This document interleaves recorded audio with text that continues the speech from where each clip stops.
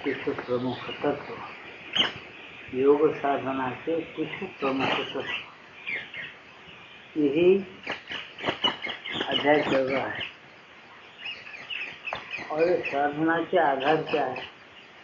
योग साधना के कुछ प्रमुख तत्व और प्रवचन है श्री रोशनी माता का। साधकों के जैसे जैसे प्रश्न आए थे ऐसे उत्तर देते गए। और साधना के आधार साधना के आधार क्या है? मुझसे हमेशा सोचना चाहिए। क्या सोचना चाहिए? देखो, अपन 12 खड़ी लिखते हैं, 12 खड़ी क्या 12 ओ आ ई उ ए ऐ ओ अम आ सिखा के 12 खड़ी में क्या है? तो ऐसे शुरू किया हम यहाँ तक पूरी 12 खड़ी होती। और कोई वो बोला कि ओ आ सीख लिए और ई छोड़ दे वो सीख ले, रुरु छोड़ दे और रुरु सीख ले, पूरे 12 नहीं। तो ऐसे देखिए हम यहाँ तक कि जब 12 खड़ी आ गई उसी लाइन में और लेके हम यहाँ तक को पूरी 12 खड़ी हो गई। तो हम पहले ये सोचना कि हमारे साधना का आधार क्या है, भगवान के तरफ जाने का साधना का जो आधार है वो क्या है, और योग साधना के कुछ प्रमुख तत्व किसमें प्रकट होने वाले हैं, कैसा समझ लेना चाहिए। योग साधना के कुछ प्रमुख तत्व अपने अंदर ये शरीर, प्राण, मन, बुद्धि और आत्मा, ये तुम्हारी 12 खड़ी है। प्रत्येक मनुष्य के पास शरीर, प्राण, मन, बुद्धि और आत्मा ये है। जब आत्मा के पास तब तुम चले जाते हो तब तुम्हारी ये 12 खड़ी और आश्यामा जैसा पूरी होती है, जैसा मैं नजर देख के समझा रहा हूँ, ऐसा तुम समझना कि तुम अपने आप को व्यक्ति कैसा मानते हो। बहुत से लोग शरीर, प्राण, मन, बुद्धि, बस ज़्यादा से ज़्यादा बुद्धि। कोई ये नहीं बोलता कि मेरे पास या मेरा एक भाग या मैं ही आत्मा हूँ या मेरा एक भाग आत्मा भी है। जैसा शरीर है, शरीर का एक भाग मन है, मन का एक भाग प्राण है या प्राण का एक भाग बुद्धि है। जैसा शरीर का भाग प्राण का भाग मन का भाग बुद्धि, बुद्धि का एक भाग आत्मा। तो ऊपर से लेंगे आत्मा का भाग बुद्धि का प्राण, बुद्धि का भाग है मन का भाग है प्राण का एक भाग है शरीर। ये अपनी व्यक्तित्व है। अपने व्यक्तित्व को अपन क्या करना पहले समझ लेना। साधना का आधार वो है। क्या आधार है? शरीर, प्राण, मन, बुद्धि और आत्मा। भगवान भी गीता में यही बताए, अर्जुन तेरे को जीत करना है किसी बात विरोधियों से, इस दुनिया के अंदर जीत करना है तो पहले तू अपने आत्मा को जान ले। इससे ज़्यादा सूक्ष्म इंद्रिया है और बलवान है। तीसरे अध्याय में है तो देखो, इंद्रियों से ज़्यादा बलवान मन है, तो उससे भी ज़्यादा बलवान सूक्ष्म बुद्धि है, उससे भी अत्यंत परे है तुम्हारा आत्मा। तो कोई व्यक्ति भी दुनिया के अंदर, बहुत से लोग आत्मा को अपने हिसाब में गिनते नहीं, या बहुत बड़ी गलती यही करता है। प्रत्येक मनुष्य गलती करता है कि मैं आत्मा हूँ, ऐसा कभी नहीं, उसको उम्र भर नहीं आता तो मैं एक आत्मा हूँ और शरीर, प्राण, मन, बुद्धि मेरा भाग है। मैं आत्मा हूँ जो अमर है, ये बार बार इस मन प्राण शरीर में आता है और इसको फेंक देता है, जीर्ण होने के बाद फिर चले जाता फिर आता है। ऐसा एक जो अंश है जीव, वो आत्मा ही मैं हूँ। ऐसा बहुत से लोगों में से कभी कभी किसी एक कोई जिसको ज्ञान हुआ है वो समझता है, जिसको ज्ञान नहीं कुछ इसको समझ नहीं समझता है। यहाँ बताते कि तुम उसको पाने के लिए, अपने आत्मा को पाने के लिए या अपने इसको पाने के लिए, आत्मा की बात कौन है? आत्मा की बात परमात्मा जो सबके परे है, सबके परे रहते हुए सबके अंदर है। अंदर है वो आत्मा बना, परे है तो परमात्मा बना है, ऐसा उसका नाम है। नाम की अर्थ है हम ये सोचते नहीं बराबर कि हमारा समझ में आता है। हम उस आत्मा या परमात्मा को ढूंढने के लिए काशी जाते हैं, मथुरा जाते हैं, वृंदावन जाते हैं, सारे जगह हम सीखे रहते, हमको परमात्मा या आत्मा का पता चलता नहीं। फिर क्या करना? परमात्मा हो आत्मा हो हर जगह है।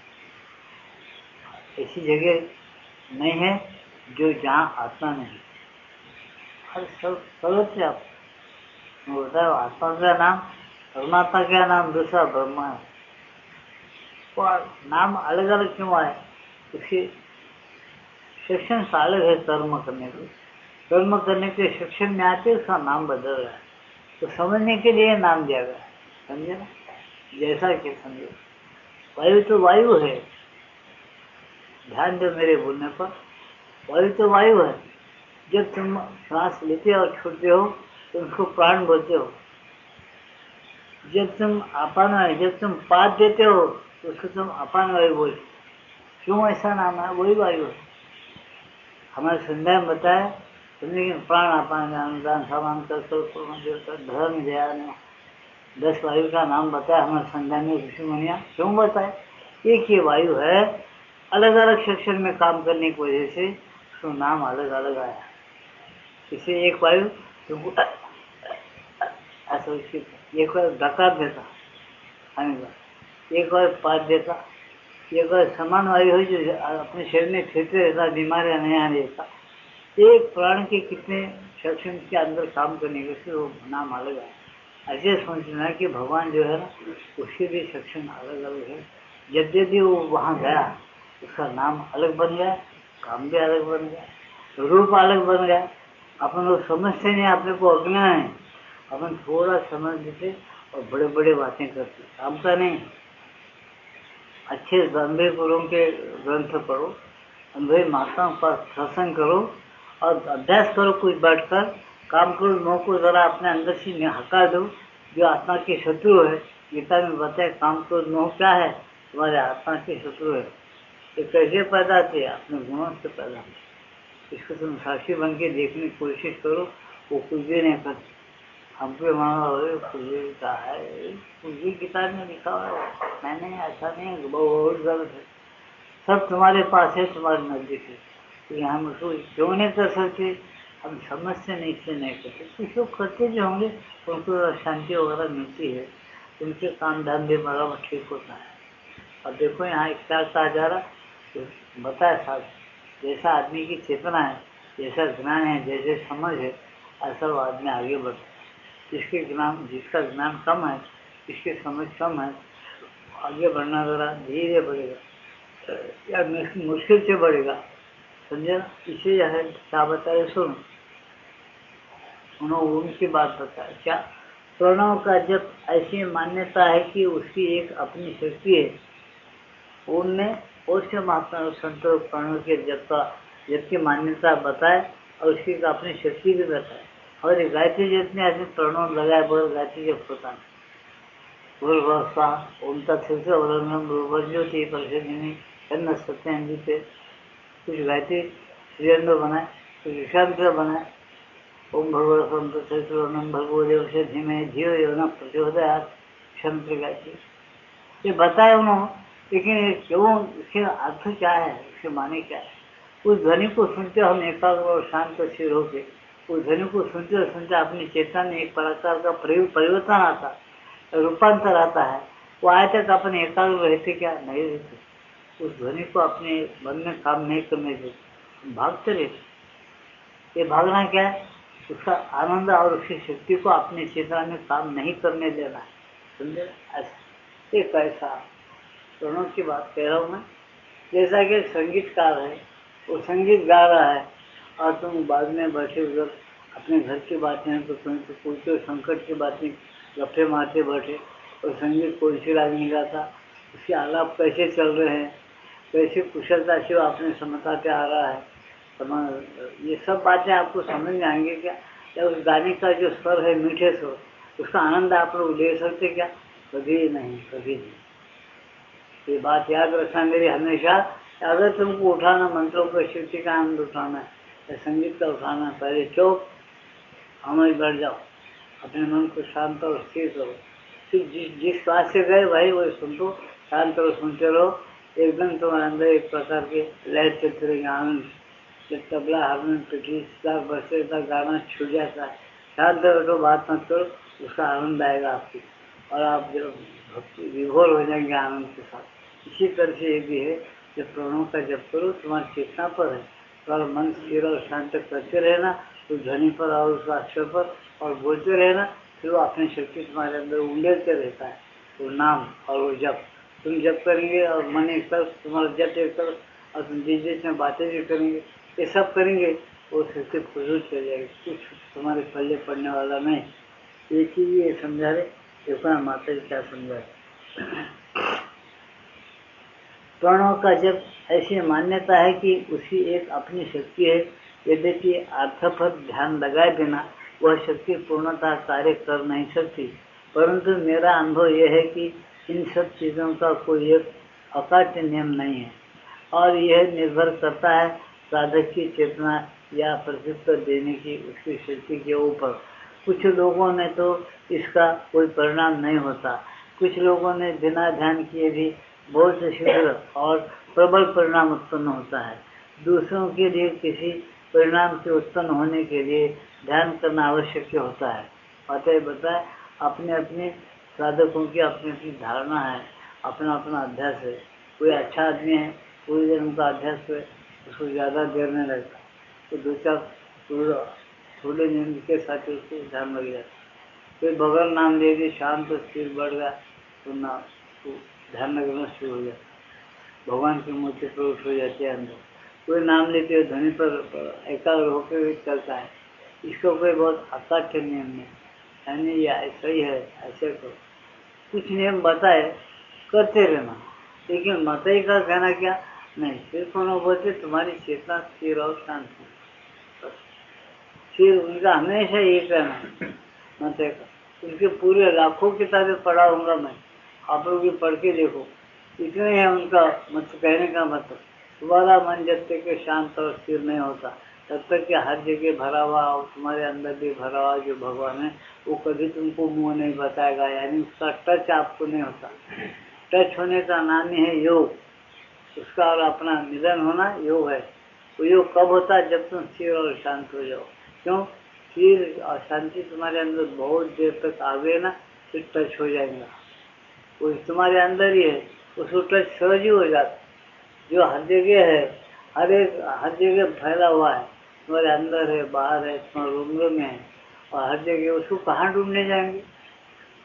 बड़े बड़े साधु महात्मा लोग होता है, भूमि अगन पवन में, सागर पहाड़ बन में, सब चीज हर जा में वो सही है, मालिक तेरा वही है, हर एक में हर एक जान में बेजान में सब में है, और मालिक वो अपना है, और वही मालिक है, अपन उसके अंश है। ये मालूम होने के बाद भी हम क्या करते, स्थिर नहीं रहते। स्थिर नहीं रह के चंचल रहने से क्या होता, वो बराबर तुम्हारे अंदर रहते भी तुम उसको नहीं पा सकते। तुम ऐसा करता अपने अंदर है, आप उसको नहीं पा सकते, मेरे पास है, पैसा नहीं पास, ऐसा बोले। देखो इसे माता जी बताए, बड़े महात्मा लोग बताए, एक ऐसी चीज़ें कुछ भगवान ने रखा है रचना में, तुम उसको जब तुम जन्म ले हो, उनको अभ्यास करना पड़ता है। जन्म लेते तुम्हारे पीछे कर्म लग गए, और भगवान तो कर्मों के द्वारा ही खेल खेलता है। भगवान भी जन्म लेता है, खेल करता है, वो बोलता है मेरे ढंग से खेलो, तुम भी मुक्त होंगे, तुम मेरे अंश हो, मेरे हो, मेरे और तुम्हारे में कोई फर्क नहीं। फर्क है तो इतना ही है कि तुम अज्ञानी है और मैं ज्ञानी। तो मैं बहुत पहले से मैं इसमें फंसे थे, सोचा समझा नहीं, और सोचा समझा नहीं हुआ, और आग्रह ने मुझे समझते हैं, तो मैं गुरु करा, गुरु के बाद मुझे ज्ञान हुआ। कि अपना एग्जाम्पल, अपना उदाहरण रखे हो, कौन सा अवतार गुरु ने करा मेरे को बताओ तो, हर एक अवतार गुरु किया। भगवान ने कृष्ण अवतार गुरु किया, राम गुरु किया। हम गुरु नहीं करते, महात्मा की बात नहीं सुनते, अपने आप में बहुत शान 10 किताबें पढ़ ली और सब मेरे को मालूम होगा। आप क्या इसमें क्या है, उसमें क्या है, उसमें लफे मारते से इधर छोड़ देते, बस अपने आप को भूल जाते, भगवान को भूल जाते। खलास काम, क्या पाए? कुछ नहीं पाए। फिर जाओ बोलता भगवान, जाओ खेल में बराबर जीत के आओ, खेल है मेरा, मैं क्या हूँ, मैं स्वतंत्र हूँ, तुम इस खेल में जीत के आओ तो तुम और मेरे, और मैं तुम्हारा। तो खेल नहीं जीते तो फिर जाओ, फिर वो छोड़े, वो मालिक झूठा है क्या? नहीं, वो बोलता जब तुम ये धर्म जो धारण करना है, जिसको पहचानना है, जिसके साथ एकता रखकर जिंदगी जीना है, वो अगर तुमको नहीं मिला, तो उस बात पर तुम्हारा अटल नहीं हुई, अभी तुमको अध्यात्म नहीं आया, तो धर्म स्थापना है संभव नहीं हुए।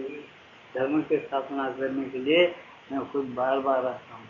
मैं स्वर्ग में आनंद लेते हुए मंदिर में बैठता हूँ, ऐसा नहीं बोला है भगवान ने आराम करने के लिए। वो बोलता मैं भी आता हूँ। कभी कभी जब ग्लानि हो जाती है, भारत में अज्ञान फैल जाता है, मूर्खता भर जाती है हर मानव में, तब मुझे आना पड़ता है। क्यों? उसकी चेतना के अंदर की मूर्खता दूर करना है, उसके अंदर एक परिवर्तन लाना है, एक और आनंद लाना है, रूपांतर करना है। इससे मैं आता हूँ। लेकिन कुछ साधनाएं बताता है, कुछ अपने शक्ति उंडेल देता है।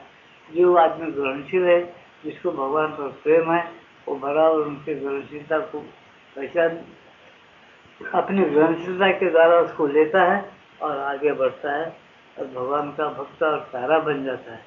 इसलिए माताएं बोलते अगर वो तुम्हारे अंदर है चीज, तो तुम क्या बराबर आपको ध्यान लग जाए। लेकिन इसका क्या नियम बोलना, क्योंकि आगे पीछे जीव जन्म को आता है। आगे पीछे का मतलब क्या? कोई पूर्व जन्म का अध्यास जन्म को आता है, कोई इसी जन्म में अध्यास शुरू किया हो रहता है, वो गए जन्म में नहीं किया हो रहता। ऐसी चीजें रहने के कारण क्या होता, किसी को जल्दी मिल जाता है भगवान के योग, किसी को जल्दी नहीं मिलता, इतना ही फर्क है। लेकिन भगवान बराबर हर एक के अंदर है, हर एक उसको पा सकता है, लेकिन वो उसको पाने के लिए प्रेम और उसके अंदर एकाग्रता और स्थिरता होना चाहिए। भगवान भी यही शिकायत की। भगवान ये बोले तो देखो भाई, मैं कोई दुष्ट नहीं हूँ, मैं तुम्हारा हमेशा रात दिन हिसाब देखता नहीं। गीता ही बोलती है, तुम देखो क्या बताना, मन एवं मनुष्य नाम कारणम बंधन होता, मन ही कारण है बंधन को और मोक्ष को। इसलिए मन को क्या करो, स्थिर करो। मन अगर स्थिर होगा तुम्हारा तुम्हें क्या स्थिर तुम्हारे अंदर ही हो।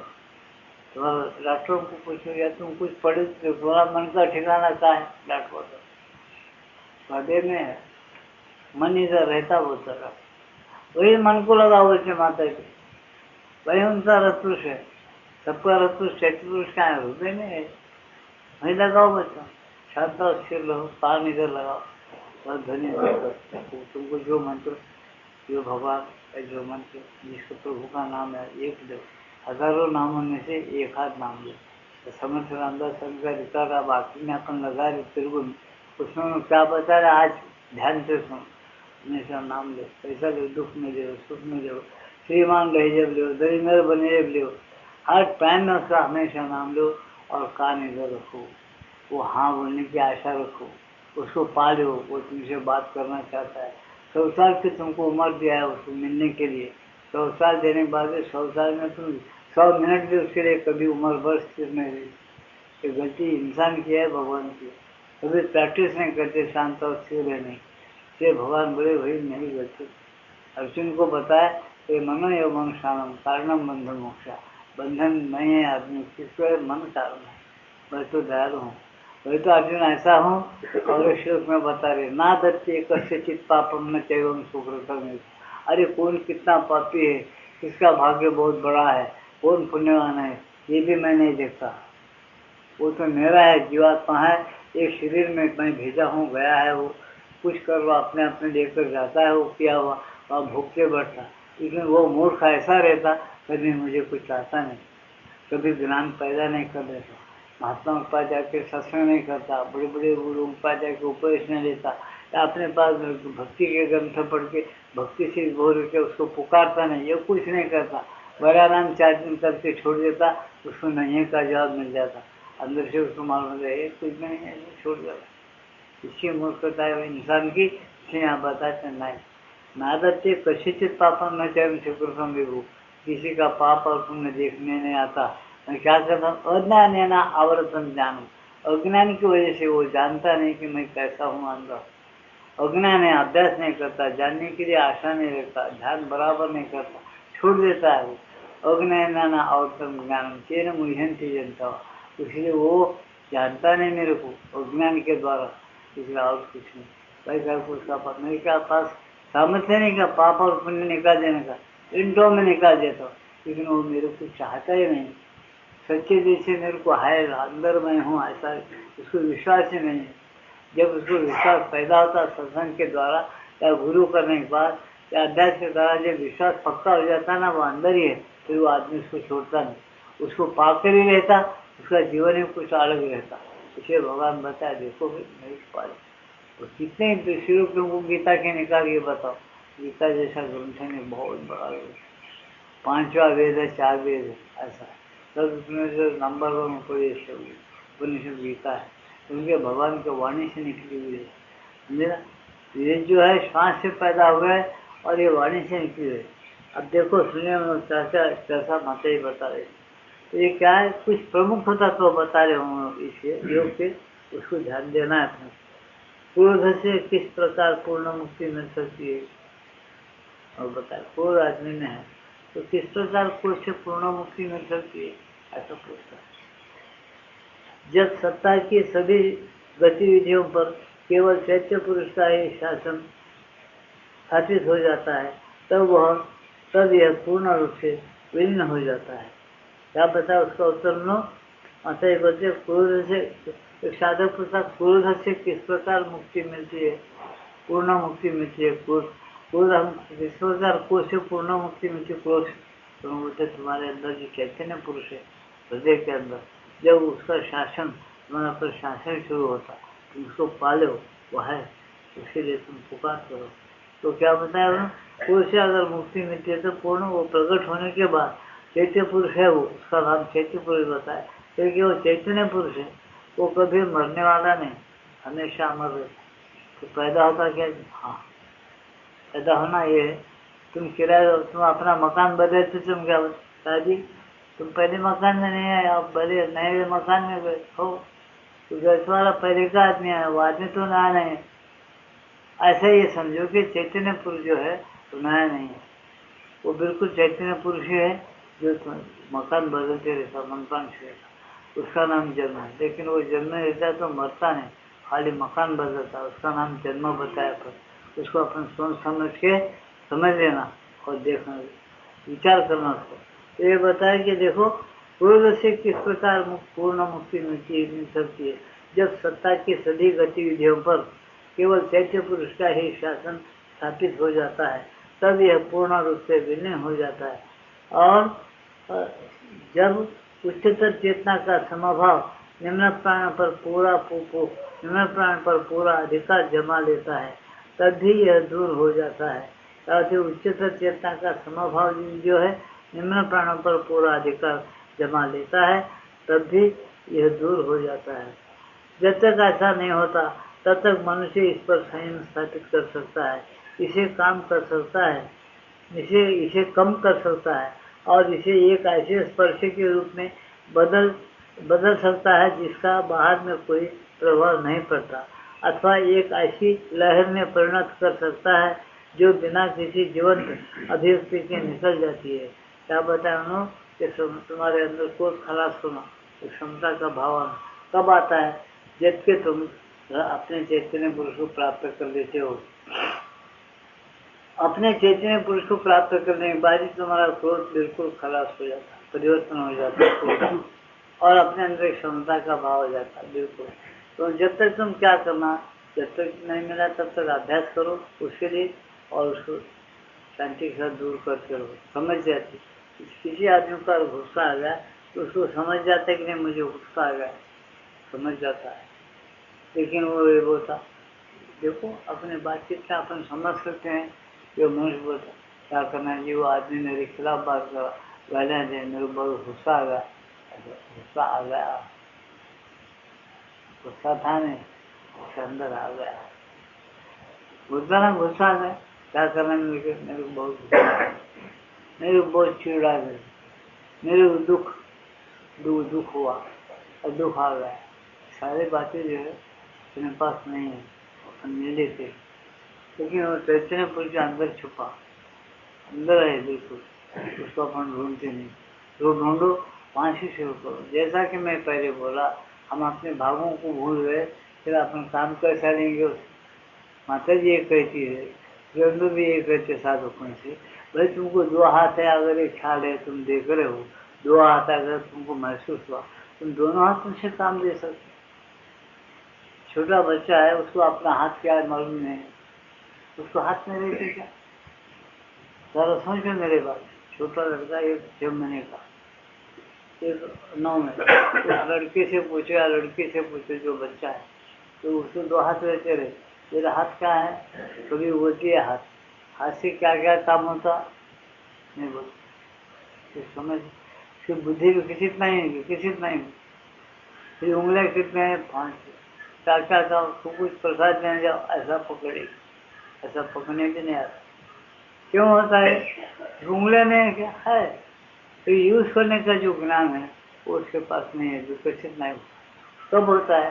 वो उसके काल के कर्म के अनुसार होता और उसको सिखाया जाता है लोग माँ बाप की तरफ से। ऐसे ये दुनिया के अंदर भी चैत्य पुरुष को माता के दर्शन में पूछते थे, लोग आ जाते थे, उनके पुस्तकें ग्रंथ पढ़ते थे, आपस में सत्संग करना और उसमें ठीक रहना, क्रोध को दूर करना, कामना को दूर करना, धीरे धीरे अभ्यास करना। तो अपना भाव जो चैत्य पुरुष है अपने पास ही है, लेकिन जब वो मिलता है उससे कैसा काम लेना, क्या लेना, इसी जब समझ आ गए ना तो तुम काम ले, जैसा काम ले वैसा तुम्हारी समझ भी बढ़ जाती है। ये बातें अपन बिल्कुल भूल गए। पूरी दुनिया के अंदर ये एक अज्ञान ऐसा फैल गया, आज तो किसको समझ में नहीं आता, आज बड़ी बड़ी बातें करते। अपना भाग कहाँ तक है, अम्मा कहाँ होता हो, तो शिक्षण भी ऐसे हुआ, वो आई इसे क्या सिखा रहा, हाँ बता रहे बच्चों को पढ़ा, कोई पढ़ाता ग से गम्मत बोलना, गम्मत का ग बोलो, नहीं तो उन्हें गधा, ग से गधा बोलना, क्या बारह कोई सिखाना, कोई शिक्षण, अरे गा गी वो बराबर सिखाते, वैसा नहीं हो, जल्दी शिक्षण नहीं करते। ये सब शिक्षण में क्या करते, उसकी बुद्धि गुमराह होती, जल्दी शिक्षण आता और जल्दी भूल जाता, कुछ नहीं कर सकता। मैं कई लोगों को देखता हूँ, BA पास हुए वालों को मैं आज भी चालन देता हूँ, इनके ग्रंथ बगैर गलती करे मेरे सामने पढ़ना, 5 सत्र ज्यादा नहीं, 5 ही सत्र चैलेंज है मेरा, 5 सत्र इनके ग्रंथ अगर पढ़ा, बड़े बड़े मेरे पास ग्रंथ है, पढ़ो बोलो मेरे सामने 5 सत्र, BA पास हो गए सो हिंदी में, चैलेंज है 10 रुपये की मिठाई, उसको आता ही नहीं कुछ, उन्हें जोड़ाक्षर वर्णन करने नहीं आता, उसको अनुसार तो वर्णन करता ही नहीं उन्हें, और जो कुछ भी पढ़ते रहता फिर उसका अर्थ कैसा समझ में आना, क्या माताएं लिख रही, क्या श्री अंदो लिख रही, उसको पाना कैसा, अभ्यास कैसा करना, तब होता ही नहीं। इसे पढ़े तो पढ़ो किसलिए, अपने आत्मा के उद्धार के लिए पढ़े, इसके लिए नहीं, पेट भरने के लिए नहीं, पेट तो कोई भी भरता, कोई भी धंधे से भर सकता, पढ़े ऐसा पढ़ो जहाँ का वाक्य वहाँ तोड़ना और जहाँ का अनुसार वगैरह के साथ पढ़ना, ऐसी पढ़ी आई तो उसका नाम पढ़ी है। और क्या लिख रहे महात्मा, क्या बात बता रहे, उसके अंदर क्या अर्थ है, ये समझने के लिए पढ़ो, पढ़े अच्छी पढ़ो, तुम जहाँ जो भी सीखो अच्छा सीखो, उसके साथ क्या फिर उसका अर्थ लगता, फिर बराबर तुम्हारा उसके भावनाएं समझ में आता, तो ठीक है। नहीं तो हम एक तो कथा बोलते हैं कि थोड़े में बोलता हूँ, वो जैसा तो दामाद बड़ा होशियार था, ये दामाद अपने घर को गया दीपावली, उनके सासरा पत्र लिखा वहां से गाँव को गांव से कि मैं अभी नहीं, यहाँ से नहीं आ रहा हूँ, मैं अजमेर जा रहा हूँ, मैं नांदेड़ पहुँचा नहीं, मैं अजमेर जा रहा हूँ, ऐसा लिख दिया पत्र। तो दामाद साहब को दिए पत्र आते, पढ़ो, तो दामाद साहब पढ़े, पत्र पढ़ा दामाद साहब, एक बार 2 बार पढ़ा, रोते बैठा, अरे हम रो रात में, अरे रो रहा साहब,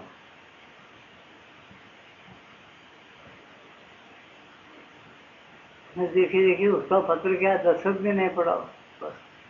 तो दूसरे भाई है, सास भी आई, पत्र में क्या है कि क्या डेंजर है मालूम नहीं होगा, तो पूछे कि भाई तुम रो रहे क्यों तुम, इसमें लिखे कि आज मर गए हमारे मामा, अरे दस्तखत लिखे। फिर दूसरे एक आदमी आया, पूछा भाई तुम 7-8 लोग क्यों रो रहे, मामा रो रहे, बीवी रो रहे, उनके आरोग्य पर चल के रो रहे, क्यों रो रहे हो? तो उसने पूछते हुए दिखा ना, हमारे दामाद रो रहे, हम भी रो रहे, उससे भी डेंजर। ये को देख के रो रहे, वो ये नहीं देख रहे कि उसमें क्या लिखा हुआ है। मैं आखिर वो क्या आज है क्या उसने डरा? एक आदमी पढ़ा लिखा, आज मैं अजमेर जा रहा हूँ, मैं उसमें आज मर गया बोल के मैं पढ़ा। अरे गधे तेरी बेवकूफ़ी है, आज मर गया बोल तो अजमेर जा रहा हुआ, अजमेर जा रहा हूँ, आज मर गया बोल तो ये क्या मतलब? ऐसे पढ़े क्या काम क्यों बोलते, समझे ना? उसका अर्थ अलग हुआ है, आज मर गया, अजमेर जा रहा हूँ, आज मर गया। तो नहीं पढ़ा कभी को, ऐसे इलम नहीं पढ़ना, इलम अच्छा सीखो, जो कुछ पढ़ते अच्छा पढ़ो, उसका अर्थ जानो अच्छे तरह से, माता जी क्या लिख रहे। अब अपन देखते कि आने से आत्मा अंदर है, अंदर है, दर्शन करो, उसको सोचो कहाँ है अंदर, तुम्हारा भाग है कि नहीं। देखो अगर गीता अकल लड़ा शरीर है क्या, वो है, इंद्रिया है तुमको, वो है, मन भी है, बुद्धि है, क्या है, फिर आत्मा ही कहाँ गायब हो जाता। उन्हें बराबर लिखे शरीर के बाद तुमको इंद्रिया, इंद्रियों के बाद एक मन है, मन के बाद तुमको बुद्धि है, बराबर आदमी समझता बरोबर मन भी है, बुद्धि, आत्मा बुद्धि वहाँ से मजा, आत्मा कहाँ है? अरे सोचते नहीं कभी आत्मा की तरह, कैसा है आत्मा, तो सोचो, जब समय उसी बारा करेंगे, यानी उसी लाइन में वो आत्मा को बगैर पकड़े तुम्हारा व्यक्तित्व जैसा कायम नहीं हो सकता, तुम पूरे व्यक्तित्व बोल के नहीं समझ।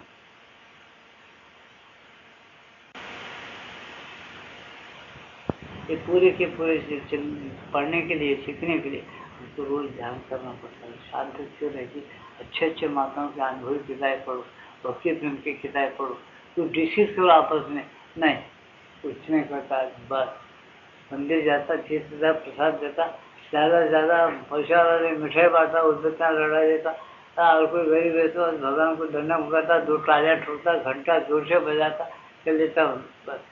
अब उसको आत्मा कैसा मिलना, परमात्मा कैसा मिलना, उसकी खुद की शक्ति मालूम कैसा होना। अब इस पर से सोचो कि वो आदमी अपना ही उद्धार नहीं करता, भारत का घर का उद्धार करता। इसीलिए सोचो बोलते माता जी कि पहले व्यक्तित्व क्या है तुम्हारा व्यक्तित्व कहाँ समाप्त हुआ, और का जो सबक है, और का जो धड़ा है जिसको बोलते, वो कहाँ समाप्त है, हम आहा, ऐसा तुम कहाँ से तुम्हारे व्यक्तित्व शरीर से लो, शरीर प्राण मन बुद्धि और आत्मा, वहाँ तक तुम पहुँचो। बस जब तुम बोलो कि मैं हूँ ये, मैं फला हूँ, जब बोलो वो मैं हूँ बोलना चाहिए, तो आत्मा तक पहुँचे नहीं, शरीर देखिए एक मैं हूँ बोल के बैठे।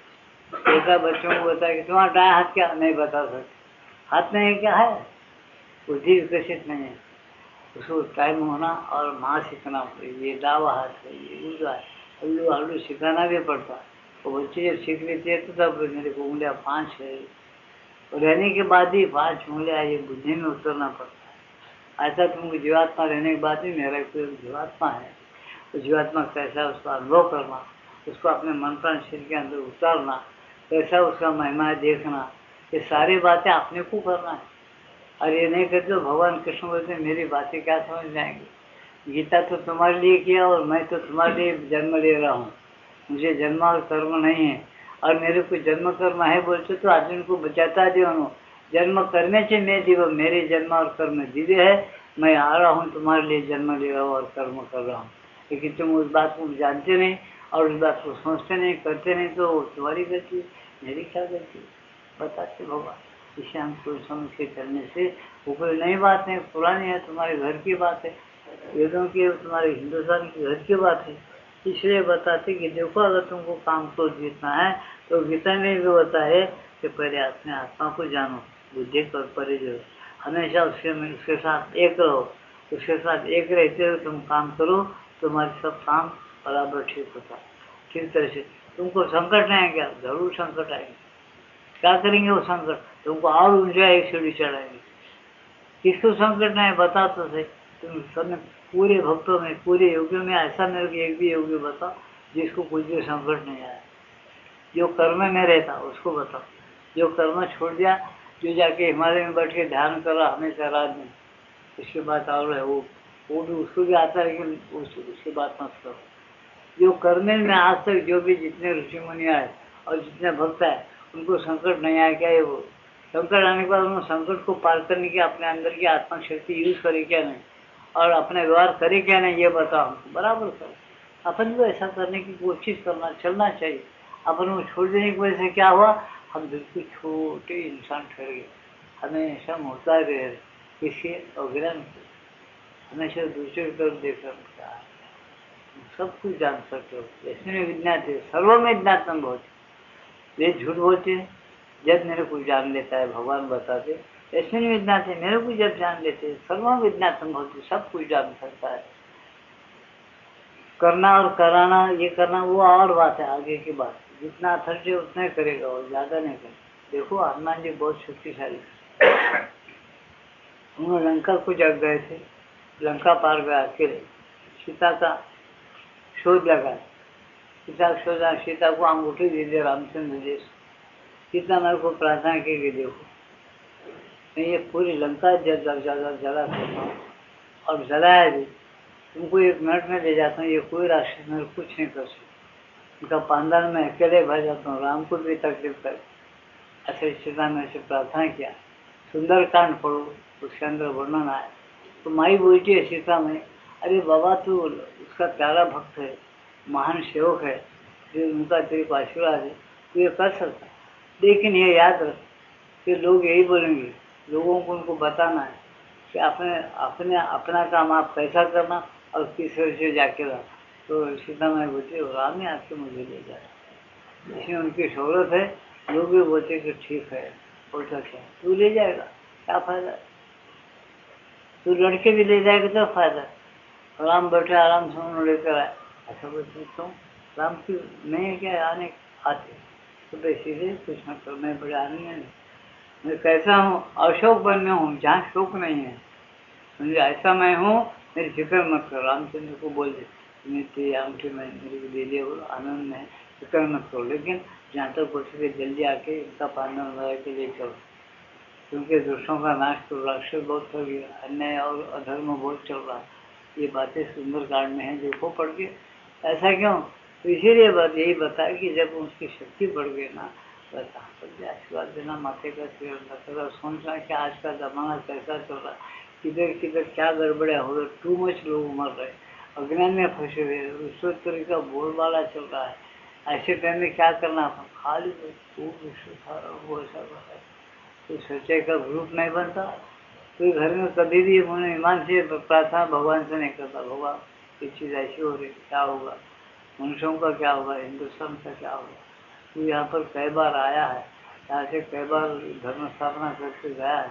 आज की स्थिति क्या है, बस हिंदुओं की स्थिति क्या, धर्म की स्थिति क्या, कैसे वो अज्ञान में फंसे, कब दया करोगे, कब कृपा करोगे। कभी कोई ठीकर से ध्यान करता है, कभी नहीं करता, आज ही लड़ते। मेरे पास कोई हथियार नहीं, मठ नहीं, सचेतनता नहीं, जागृत नहीं, कुछ भी नहीं। आज किसी घर में कोई लकड़ी जल्दी नहीं मिलती, सांप निकला और बिच्छू निकला मारने को, कितने अपन अचेतन है, सचेतन नहीं। समझना, दुष्टों को मारने की तो बात दूर रही। क्या कर रहे हो बच्चे माते, अपने अंदर के काम को पहले जीतो, वहाँ को लकड़ी नहीं होना, बंदूक तलवार नहीं, कुछ नहीं, वो अपन नहीं जी सक रहे। हृदय निर्मल करके प्रभु को जीतो, पर आत्मविजय से बढ़कर और कोई विजय बहुत बड़ा नहीं है, आत्मविजय से बढ़कर और कोई विजय नहीं। देखो पहले आत्मा आपका है ना, अपने मन को पहले जीतो, मनयो मनुष्याणाम कारणम बंधम हो, उसको जितना छोड़ दे, बड़े बड़े बातें करे, वो ऐसा करना है, वो ऐसा है, वो लीडर का क्या क्या पार्टियां करे, आज तक तुम्हारा भला बताओ तो सही, किनकी बेइज्जती नहीं है बताओ तो सही मेरे को, समझे ना। इसलिए हम बहुत गलत रास्ते पर है। पहले माता का शिक्षण है, पहले अपन खुश मत करो, अच्छा जिंदगी बिताओ, ठीक बिताओ, आपस में ठीक रहो, मिलजुल के रहो, अपने भाईचारे का जितना प्रेम रखे रखो, झूठ गलत काम से एकदम छोड़ दो, अपने हृदय को निर्मल करो, जो प्रभु छुपाओ बिल्कुल आगे तुम्हारे आ जाना। ये चीजें बैठे बैठे तुम फूल और फटकड़ी पैसे नहीं रखे, इन चीजों को अपन नहीं करते, तुम खाली अपने पास बिल्कुल टाइम पास करते, बहुत बुरा है। होती योग उनको नहीं मिलता। ये बताए योग किसको मिलता है, जो भगवान के साथ प्यार करता है, भगवान के दुनिया के अंदर ठीक रहता, ठीक रहने देता और रहने की कोशिश करता है, तो उसको योग मिलता है। इसलिए यहाँ बताए देखो, तुम अपने अंदर समता और क्रोध ये शत्रुओं को मारने के लिए जब वो लाएंगे, तो फिर तुम दूसरों के अंदर भी बहुत काम कर सकते। तुम्हारे अंदर भी बहुत उदारता आ सकती है, दया भाव पैदा होता, एक आत्मा की शक्ति पैदा होती है तुम्हारे अंदर। वो जब तुम समझोगे कि आत्मा की शक्ति क्या है, जब तक अपने समझ में कुछ नहीं आता, इतना ध्यान रखो। तो यह कहते क्या, सुनो ही सुनिए बोलते अभी, क्या मनुष्य अपने अवचेतना को दूसरे जीवन में भी ले जाता है? प्रश्न की अवचेतन किसको कहते हैं? उनके शब्दों में हमारे अभ्यास संस्कार जो दुष्ट है, हमेशा गलती करते हुए, हमेशा आयाश करते, सब गलतियाँ करते, धर्म से नहीं चले, योग में भी नहीं हुए, हमेशा गलतियाँ करते, काम को जो मत्सर दम बांधकर यूज करते हुए अगर हम जीवन बिताए तो ये जो अवचेतन है पहले के अभ्यास को हम दूसरे जन्म में भी ले जा सकते, क्या हमारे साथ पीछा नहीं छोड़ते, क्या दूसरे जन्म को भी हमारा अवचेतन हमारे इस प्रकृति के जो संस्कार है कर्म के बेकार हो अच्छे हो हमारे साथी आती क्या दूसरे जन्म में? प्रश्न करता है एक साधक, उसका जवाब दे रहे हो, क्या दे रहे सुनिए। तो होता है, क्या मनुष्य अपने अवचेतना को दूसरे जीवन में भी ले जाता है? नहीं, अवचेतना भौतिक जीवन का उपकरण है और विलीन हो जाती है। क्या बताते ना, अवचेतना जो है ये भौतिक जीवन का उपकरण है, वो तुमको प्रेरणा देते हुए पहले की जैसा यहाँ तुमको चलाया वो तुम नहीं ले जाते, वो यहीं विलीन हो जाती है। बता रहे अवचेतना भौतिक जीवन का उपकरण है और वो विलीन हो जाती है। यह अत्यंत असंबद्ध होती है और कोई सुसंगठित स्थायी सत्ता नहीं बन सकती। ये क्यों नहीं ले जाते? बड़े मजेदार बताए। एक ऐसा क्यों होता है, माता ही बताए, उसमें निश्चित बुद्धि नहीं होती, अवचेतना स्थिर नहीं होती। किसी चंचल मन में क्या स्थिर रहेगा? जैसा चंचल मन में कोई स्थिर बात नहीं रहती, ऐसा अवचेतना के संस्कार जो है ये शरीर के अंदर के रहते हैं, या तुम काम धाम सब होते बुरे से उसके साथ ही साथ यहाँ खलास हो जाते, फिर चाले जाता आदमी होता है। इस अवस्था में सच्ची शक्ति की अपेक्षा शक्ति होने का बोध अधिक होता है। क्या बताता हूँ? सच्ची शक्ति की इस अवस्था में सच्ची शक्ति की अपेक्षा शक्ति होने का बोध अधिक होता है। उस स्थिति में कुछ मिली जुली और एकदम अपेक्षित शक्तियाँ होती है। क्या कभी कभी तो थोड़ी फलदायिनी होती है और कभी कभी निष्फल, जिन्हें यदि भगवान के नियंत्रण के अधीन रखा जाए, समर्पित कर दिया जाए तो किसी यथार्थ वस्तु में विकसित किया जा सकता है। परंतु अहंकार बीच में आ धमकता है, इन छोटी छोटी चीज़ों को अतिरंजित कर देता है, उन्हें एक विशाल और अद्भुत वस्तु के रूप में दिखा देता है तथा आत्मसमर्पण करना अस्वीकार कर देता है।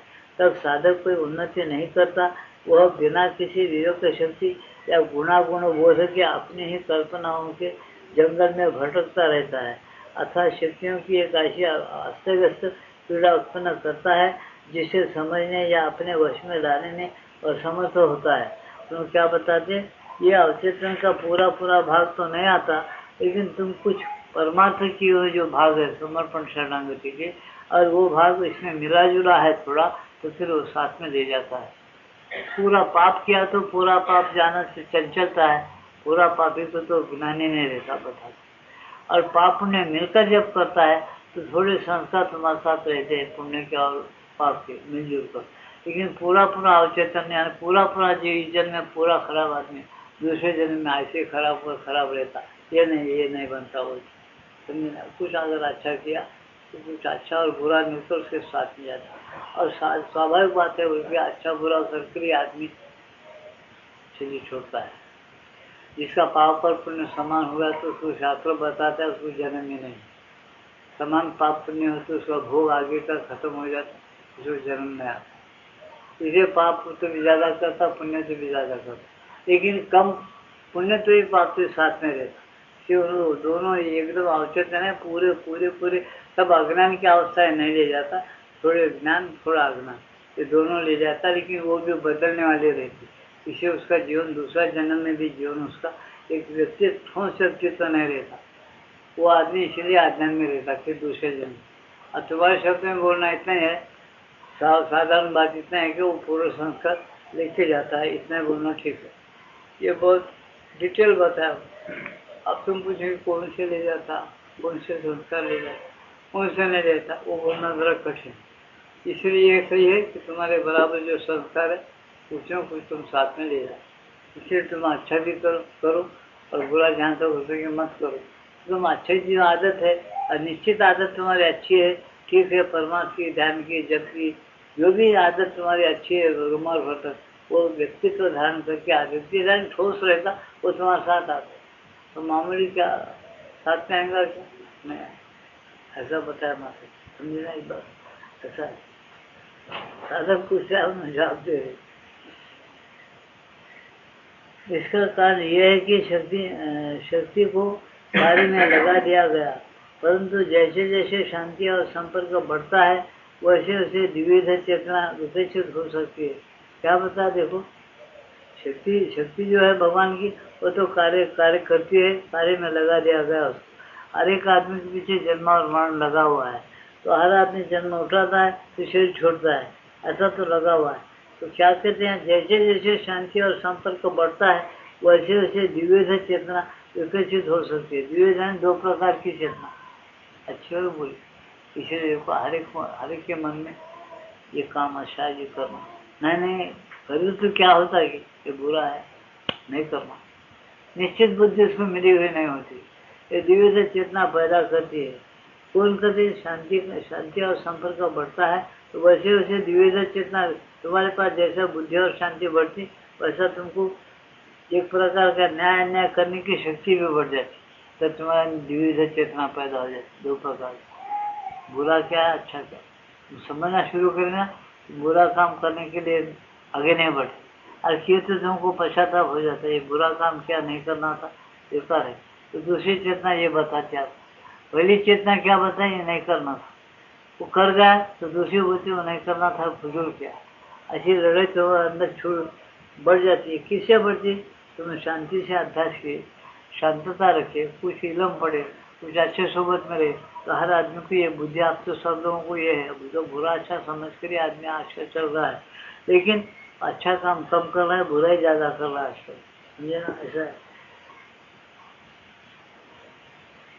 जैसे जैसे शांति और संपर्क बढ़ता है वैसे वैसे दिव्य चेतना विकसित हो सकती है। एक तो कार्य में संलग्न होती है, दूसरी पीछे की ओर निरता या संक्षिप्त रूप, साक्षी रूप या भगवान की ओर मुड़ी हुई होती है। क्या बताते? जो बुरा काम करना नहीं चाहता, खामोश बैठता, बेकार काम और बेकार बातें कर देता है, वो आदमी पछताता। तो इसको बुरा नहीं करने की जो चेतना है वो एक साक्षी की तरह अंदर ही रह जाती, वो अच्छा काम कर भी नहीं सकती, साक्षी की तरह खामोश बैठ जाती, वो इससे होता है नहीं, ऐसा है, समझे कि नहीं। इस तरह से रहने से क्या हुआ, आदमी दिन ब दिन विकसित होता है, नीचे चल जाता है, ऐसा नहीं। ऐसे झगड़े हैं बोल के बताते जन्म और कर्म, समझे। क्या अभ्यास करने वालों के लिए है, जो अभ्यास शुरू नहीं करता ना, उसकी अपने मन की चंचलता ही उसके समझ में नहीं आती, ये बात तो समझ में आती नहीं। और पर्सनल तुम सत्संग करो, ये हम उसको अच्छी तरह से समझा सकते हैं आप लोगों को।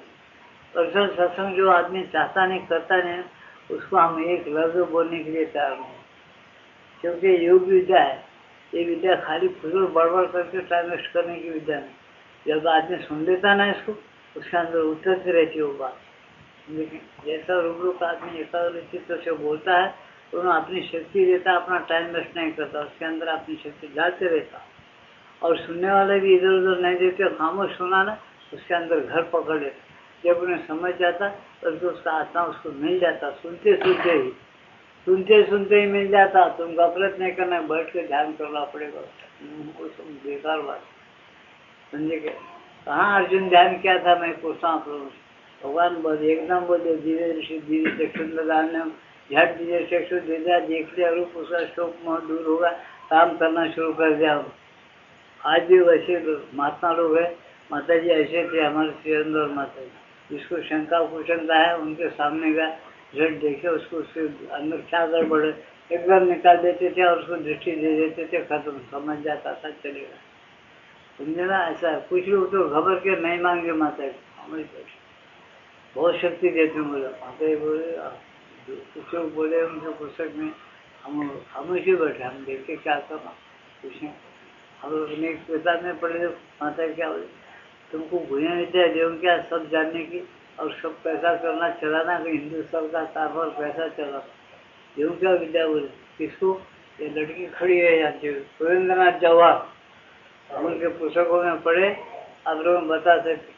उसका बाप गया वहाँ पर, तो वो बाप भक्त था उनका, उनको पूछे माता तेरे को भूया शक्ति देव क्या, बोल पूरा कारोबार तेरा चला सकता, लाखों रुपये का कारोबार है, आदमी पूछा था, तो जो चाहे वो कर सकता है, किसका सब कर, वो खामी कर, वो डर गया कि ये भूया शक्ति देगी, इतनी बड़ी शक्ति से मैं क्या करूँ, पैसा करना, क्यों नहीं नको नको बोला, मैं भाई सोच नहीं बच सकता, तो शादी से मतलब किसको देंगे। इसलिए हम आज बोल सकते हैं ना गर्व के साथ कि माता के पास कुछ कम नहीं था, मांगने वाले भिखारी कम थे, बस हम बोले कि हम देखे कहाँ। ऐसी गति हो गई हिंदुस्तान की, आज लिख लेना है मेरे बात, और राजा प्रसन्न होगा, एक समझे क्या, प्रसन्न होगा, बोला कि क्या होना है तेरे को, भिखारी बैठा रस्ते, क्या होना तेरे, जो चाहे मांग जा रहा रस्ते से, राजा अपने हाथी पर बैठकर, वो भिखारी बैठा था, सबको हटाया, मैं भिखारी हूँ सामने माथा था, मैं राजा को पूछा, पूछो उसको क्या हो, आज जो चाहे मेरे बैठने के हाथी दे क्या बोले, मैं घबर गया, मेरे खाने में कितने ये हाथी लेके क्या करो, आगे के हाथी को खाने को रोज का एक पाली दो पाली होना, भाई कहाँ से दूँ, ना हाथी न को कुछ न को साहब, फिर क्या ना मेरे पास थोड़ा आटा है, इसमें गुड़ नहीं है, गुड़ जो थोड़ा मिला लेके खाता हूँ, बोला समझे क्या, क्यों ऐसा बोला, बुद्धि विकसित नहीं हुई। इसलिए माता जी दिखते कि तुम पहले शुद्ध रहो, काम को छोड़ो, ये लालसा की जो चीज़ें उसको बंद करो, जरूरी चीज़ें जो है वो खरीदो, जरूरी चीज़ों के अंदर व्यवहार रखो, शांत रहो, भगवान अपना आत्मा का ढूंढो, आत्मा जो नहीं मरता वो बार बार आता जाता, किस लिए आता उसको प्रश्न करो, उसका उत्तर दो, उसके जैसा बनकर जिंदगी जियो, हमेशा के लिए तुम सुखी बन जाएंगे। ये अमर जीवन जिंदगी जियो बोलते माता, इसी उनके जिंदगी में यही राज है कि अमरता की जिंदगी जियो। ये जिंदगी जिसको नहीं मिली उसका जन्म खुद बुरे बोलते हैं। ये जिंदगी हिंदुस्तान में बराबर दिए, बड़े बड़े महात्मा लोग दिए, आज भी अपन लोग जी सकते हैं, लेकिन कब, तो पहले वो दूसरी चीज़ों को छोड़ो, इससे जो कम दर्जे की चीज़ें है वो छोड़ो, अपनी बुद्धि के नादानी है वो छोड़ो, अच्छे अच्छे अनुभवी पुस्तकें पढ़ो, और रोज अभ्यास करो बाद में, तो भगवान मेरा सही स्वरूप क्या है। मैं सो जाता हूँ, उठता हूँ, बैठता हूँ, खाना खाते हैं, एक दिन शरीर छोड़ के जाता हूँ, ये कौन है जाने वाला और आने वाला, मैं एक दिन मरने वाला हूँ बोल, आज मैं जिंदा हूँ बोल, कल क्या होता कि बोल, ये सब बोलने वाला है कौन, वो कहाँ से बोल रहा, कहाँ है वो, उसको नहीं ढूंढता, चुपचाप बैठ के ढूंढे तो उसको उसके पास ही मिल जाए, लेकिन कोई ढूंढने को तैयार नहीं है, इसमें नहीं मिलता। ये पार्ट ये सोच रहे हो और चलते रहो, बताते हो, यही माता जी देने आए। ये मिलने के बाद तुम हिंदुस्तान का राजकारण के सब परिवर्तन कर सकते, तुम्हारे व्यवहार भी होता, अब सब होता, लेकिन प्रेम किसको है, हम तो ये पूछते भारत पर है प्रेम किसको, अपने व्यवहार पर ही प्रेम बराबर नहीं है, सब मतलब का प्रेम है। पैसा रहे तो बीवी पूछिए, बच्चे पूछो, सब पूछे, पैसा नहीं तो बीवी पूछने, बच्चे नहीं पूछे, ऐसी हालत है अपने आज की हिंदुस्तान की। कोई अपना लीडर हो, कोई भी हो, पैसा तो नदी का अंजता नहीं तो नहीं अंजता, तुम देखो तो उसे परीक्षा करके देखो, संत लोग जो बोले गलत नहीं बोले। इससे प्रेम और भक्ति की बात तो भगवान ही जानता, और भगवान का जाने वाला ही बहुत, वही सच्चा मालूम वाला है, वही लाभ है भगवान, और वो सब कुछ कर सकता, लेकिन बिना आज्ञा के नहीं करेगा भगवान का, उसको टाइम होना बोलता, भगवान मत सर उठा, उन्हें क्यों बोलेंगे, मैं हमेशा रहता हूँ, धर्म स्थापना करता हूँ, किसी दूसरे को बढ़ने नहीं देता, नहीं बोला, मैं बोला मैं क्यों आता हूँ, परित्राणाय साधुना विनाशाय दुष्टता, सबको नहीं करता हूँ ना, उन्हें भी देता, हाँ पक पक के आने दो, सब जिनको जरूरत है उनको देता, जरूरत नहीं वाले को दे तो क्या फायदा, देता नहीं वो। बहुत मजे की बात है, प्रथम प्रथम तो मामूली नहीं, उसके लिए खाया नहीं खाना पड़ता मुद्दा, तो बड़े मजे आता उसमें। इस अवस्था में सच्ची शक्ति क्या बताएगा इस कारण यह है कि शक्ति का कार्य में लगा दिया गया है। इसका कारण यह है कि शक्ति को कार्य में लगा दिया गया है, परंतु जैसे जैसे शांति और संपर्क बढ़ता है वैसे वैसे विविध चेतना विकसित हो सकती है। एक तो कार्य में संलग्न होती है, दूसरी पीछे की ओर निरोधता या साक्षी रूप या भगवान की ओर मुड़ी हुई होती है। इस चेतना में अभिप्सा उस समय भी बनाए रखी जा सकती है जबकि बाहरी चेतना कर्म की ओर मुड़ी होती है। क्या बताएं? एक तुम्हारे अंदर एक ऐसा ठिकाना है, तुम्हारे अंदर एक ऐसी चेतना है, जब तुम शक्ति को कार्य में लगा दिए, यानी शरीर प्राण मन के अंदर जो शक्ति है वो शक्ति तुम बराबर इधर काम करते चले जा रहे हो। और तुमको काम करते हो आत्मा कैसा देखना, आत्मा तो हमेशा है, काम करते हो बैठते हो उठते हो चलते फिरते हो, आत्मा का टच होना, तो ध्यान करो, वो ध्यान में टच होता, ध्यान छोड़ दो तो टच नहीं होता। ये कैसा सब प्रश्न उठता साधक को, बातें होते नहीं। तो एक ऐसी चेतना की द्विविधा अवस्था होती, एक अंदर साक्षी रूप में रहता और एक बाहर काम करने में लगा हुआ रहता, शरीर प्राण मन काम करते रहता। और वही आदमी यह अनुभव करता कि मैं अंदर से बहुत शांति और सुख मिल रहा है, शरीर प्राण मन काम कर रहा है, समझे? इसीलिए शरीर प्राण मन काम करे तो भी मैं नहीं कर रहा हूँ, मैं बहुत शांत और स्थिर हूँ।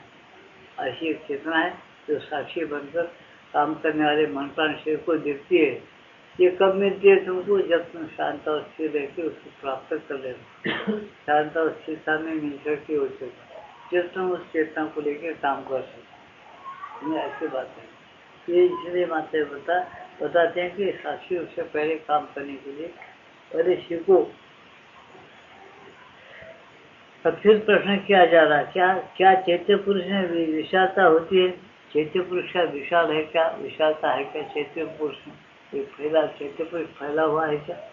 विशालता उस समय आती है जब मनुष्य दृष्टि चेतना पार कर जाता या उसे पार करना और विषय चेतना की ओर फैलना आरंभ करता है। परंतु चैत्य पुरुष व्यक्ति चेतना में भी सक्रिय हो सकता है। क्या बताया उन्होंने? विशालता मनुष्य में कब आती है? जब चैत्य पुरुष में तुम जाते तो चैत्य पुरुष की चेतना सक्रिय होती है, मन प्राण शरीर पे शासन कर सकता है। अपने अंदर का चैत्य पुरुष मन प्राण शरीर पे शासन करता है। लेकिन ये विशालता कब आती है? जब मनुष्य चैत्य पुरुष हमेशा एकता रखता तो उसकी चेतना फैलना शुरू हो जाती है। समझे ना? इसको समझ नहीं सकते, फैलना शुरू हो जाती है। वो यहाँ बैठ कर दिल्ली का काम करता है, समझ नहीं, क्यों नहीं समझते? चैत्य पुरुष ही मालूम नहीं। इसे यहाँ पर माता साधकों को बताए कुछ प्रमुख तत्व है, योग के प्रमुख तत्व जो है वो बराबर होता है। जो आदमी इसका अभ्यास करता है ना, उसको बराबर समझना और वो ये काम कर सकता है, समझे? इसलिए आप बताए कि जैसे पुरुष का जो है चेतना वो सक्रिय होता है अपने शरीर प्राण में, वो ज़्यादा देर रोज ऐसे अभ्यास कर प्रैक्टिस किया तो उसकी चेतना फैल जाती है, बहुत बड़ी फैल जाती है। वो निजामाबाद में रहते हैं, दिल्ली को खबर रखता है, वो कितना याद रखता है, समझे क्या? महात्मा लोग थे ऐसे थे, इसलिए महात्मा को भगवान का अवतार है, भगवान उनके पीछे दौड़ते भागते। तो ये वो महात्मा लोग यही बताने आए, तुम भगवान नम्रता और काम को छोड़ो, सच्चाई पर आओ, तुम ठीक वो पूजा पाठ वगैरह करो, जिसके कारण हमारा रंग सबको चढ़ जाता। वो देने के लिए वो लोग आते। हम क्या मांगते हैं? पैसा मांगते, बाल बच्चे मांगते, कुछ आयुष्य ज़्यादा मांगते। फिर अपन यहाँ पर पैसा रखा होगा उसके ऊपर अपने बुद्धि नहीं चलती।